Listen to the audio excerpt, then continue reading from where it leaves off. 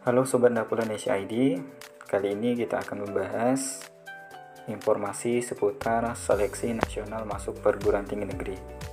Nah, adapun pada tahun 2022 nanti, informasinya sudah bisa kita akses di laman ltmpt.ac.id.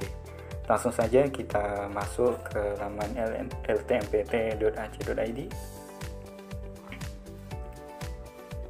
Nah, ini laman utama dari LTMPT. Jadi di sini juga sudah ada informasi berkaitan dengan penerimaan mahasiswa baru tahun 2022. Jadi berkaitan seluruh informasi berkaitan pendaftaran SNPTN dan pembuatan akun LTMPT ini bisa kita akses di laman ltmpt.ac.id.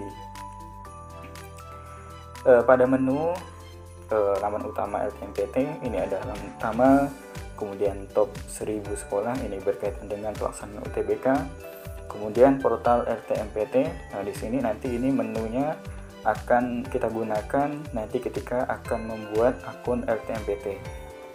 Kemudian ada informasi umum, kemudian yang tak kalah penting yang harus kita ketahui berkaitan dengan jadwal dan informasi alur pendaftaran SNPTN tahun 2022.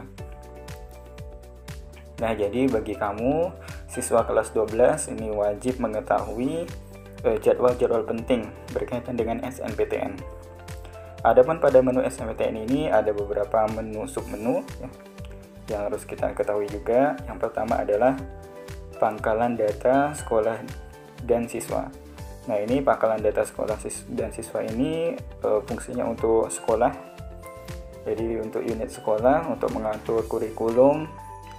Baik itu di sini sudah diakomodasi juga untuk kurikulum 2006 KTSP dan kurikulum 2013. Kemudian untuk pengentrian data siswa eligible dan nilai rapot ini menjadi kewenangan pihak sekolah, dan berkaitan dengan kebenaran data diisikan ini menjadi tanggung jawab kepala sekolah.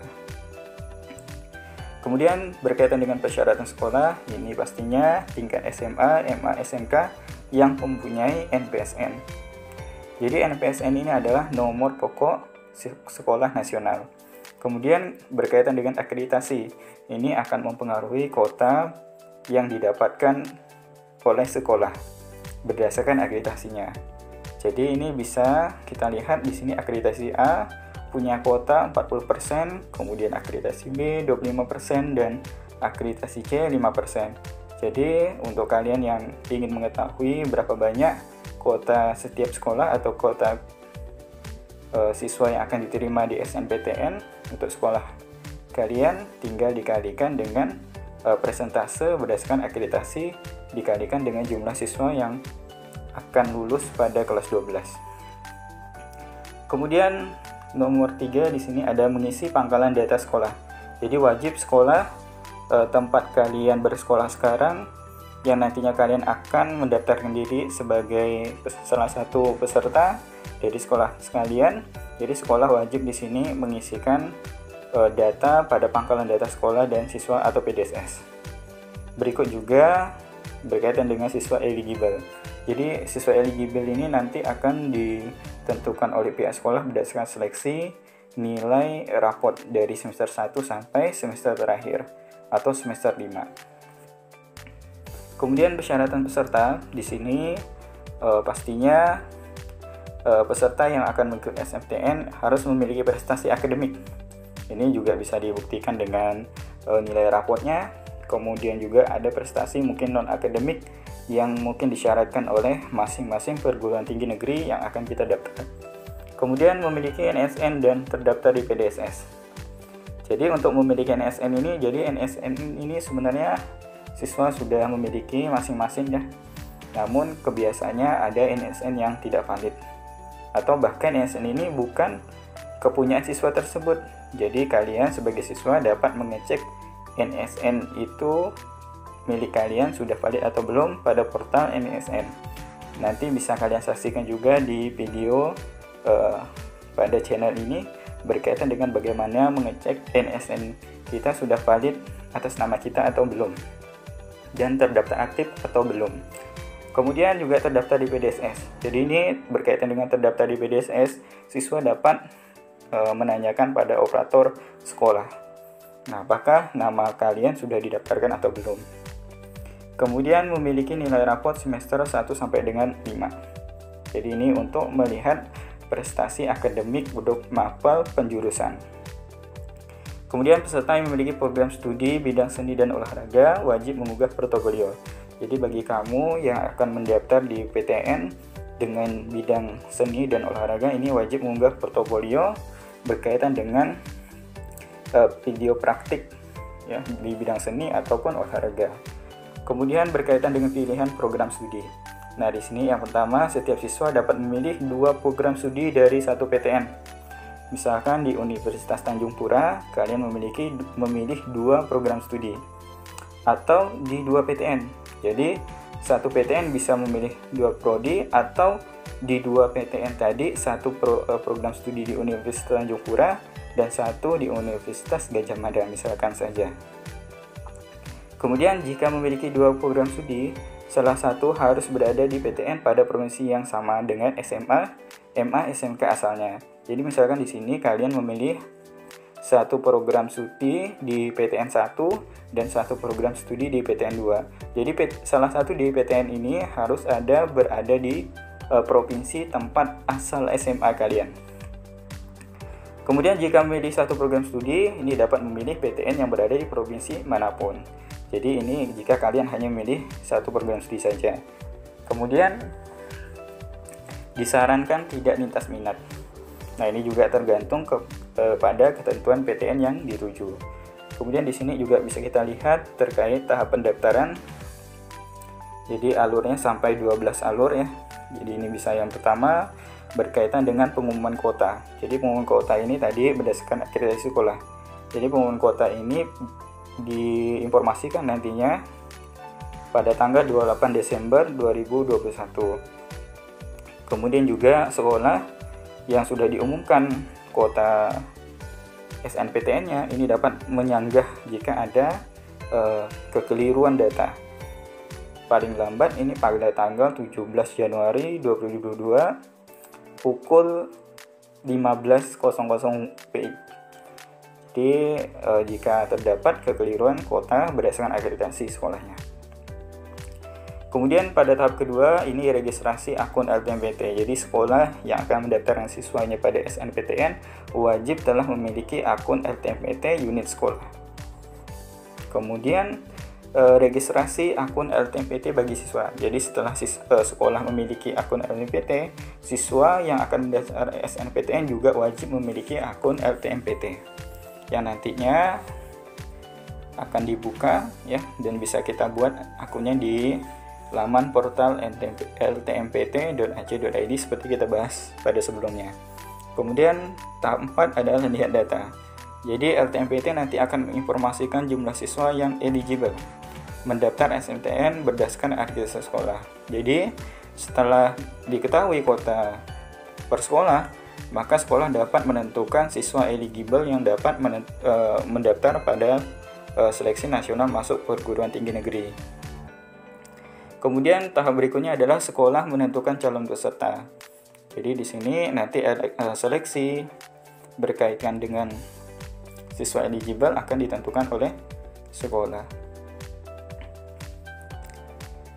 Kemudian tahap 6 adalah pengisian PDSS. Jadi biasanya sekolah nanti setelah menentukan siapa saja yang eligible, sekolah wajib mengisikan nilai rapotnya pada pangkalan data sekolah dan siswa. Kemudian setelah selesai maka dimulailah proses pendaftaran SNPTN. Jadi melalui akun LTMPT siswa masing-masing. Jadi di mana sini di alur ke-8 siswa memilih PTN dan program studi. Kemudian nomor 9 ini bagi siswa yang di bidang seni dan olahraga mengunggah portofolio. Kemudian nomor 10 seleksi jalur NSPTN berdasarkan kriteria yang ditetapkan oleh masing-masing PTN. Jadi setelah memilih PTN dan program studi kemudian mengunggah portofolio, siswa tinggal menunggu seleksi yang dilakukan sistem berdasarkan kriteria perguruan tinggi negeri yang kita tuju. Kemudian nomor 11 adalah pengumuman hasil kelulusan SNPTN. Kemudian yang terakhir adalah setelah dinyatakan lulus harus melakukan daftar ulang pada PTN yang dituju. Kemudian di sini juga ada ketentuan pemeringkatan siswa oleh sekolah. Jadi pemeringkatan siswa ini berkaitan dengan siswa yang dinyatakan eligible yang bisa mendaftar SNPTN. Adapun mata pelajaran yang nanti menjadi perhitungan untuk menentukan siswa eligible untuk jurusan IPA, yang dihitung adalah nilai mata pelajaran matematika, bahasa Indonesia, bahasa Inggris, kimia, fisika, dan biologi. Kemudian jurusan IPS ini adalah matematika, bahasa Indonesia, bahasa Inggris, sosiologi, ekonomi, dan geografi. Kemudian jurusan bahasa ini meliputi matematika, bahasa Indonesia, bahasa Inggris, sastra Indonesia, antropologi, dan salah satu bahasa asing. Untuk SMK sendiri di sini adalah matematika, bahasa Indonesia, bahasa Inggris, dan kompetensi keahlian. Kemudian berikutnya, sekolah dapat menambahkan kriteria lain berupa prestasi akademik dalam menentukan peringkat siswa bila ada nilai yang sama. Jadi jika didapati siswa yang memiliki nilai yang sama, jadi sekolah bisa menentukan kriteria sendiri ya untuk menentukan pemeringkatannya tadi. Kemudian yang ketiga, jumlah siswa yang masuk dalam pemeringkatan sesuai dengan ketentuan kuota akreditasi sekolah.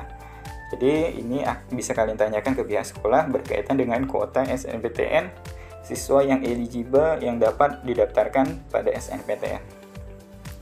Kemudian berkaitan dengan jadwal SNPTN 2022, siswa nanti akan bisa membuat akun LTMPT sebagai syarat utama untuk mendaftar SNPTN itu dimulai pada tanggal 4 Januari sampai 15 Februari 2022.